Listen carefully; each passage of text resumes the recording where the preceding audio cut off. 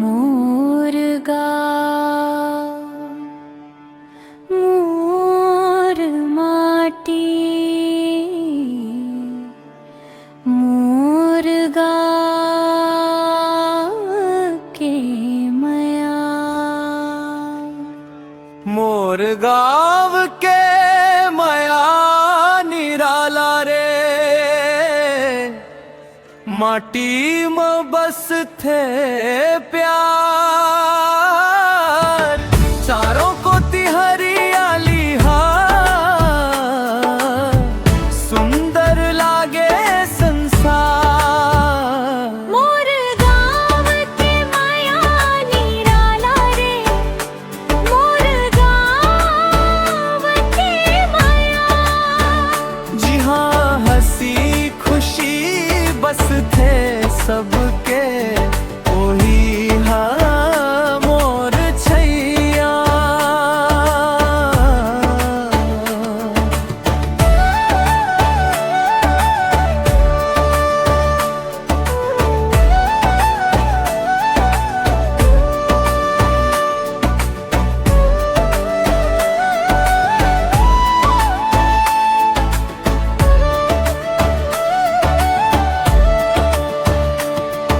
सवेरे सवेरे चिड़ै बोली सूरज देखे उजियारा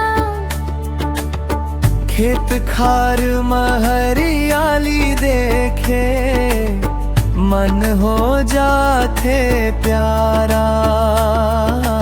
कच्ची गलियां माटी के खुशबू मन ला बहुते भाई अपन गाँव के मीठी बोली दूर रहूं त याद सताए।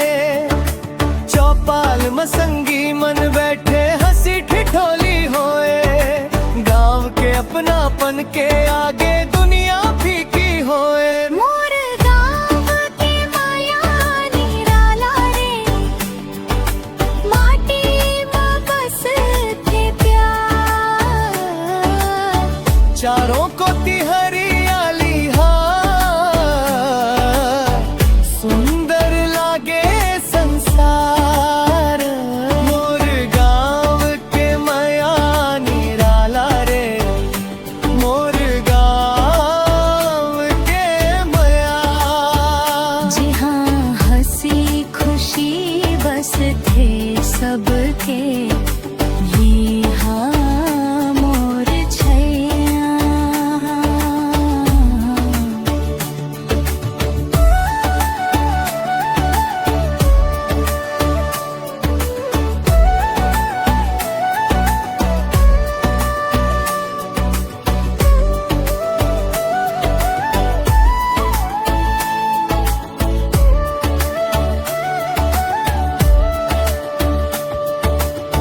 बरखावे बादल घेर के माटी महके चारों ओर। नदिया के वो निर्मल पानी मन ला खींचे मोर महुआ फूले डार डार माँ कोयल गावे गीत। अपन गाँव के हर एक कोना लागे मोला मन के मीत। गाय के हाथ के गरम भात बाबा के मीठी बात गाँव में बीते बचपन के दिन याद आवे दिन रात। तिहार मनाबो संग संग मिलके दिया जले हर बार नवा कपड़ा नवा उमंग ले खुश हो जाते परिवार। सुख दुख में सब साथ निभाते यही गाँव की रीत एक दूसर के दुखला समझ के बन जाते सब मीत। शहर के चकाचौंध भले हो मोर मन गाँव में रही थे माटी के ये प्यार भरे रिश्ता हरदम दिल में बस थे। जत का दूर मैं चल जाऊंगा मोला बुलाए, मोर माटी के खुशबू मोला फिर अपन और लाए। जन्म भूमि के माया निराली से कैसे भुला हूँ, मोर गाँव के नाम ला लेके हरदम गीत मैं गाऊं।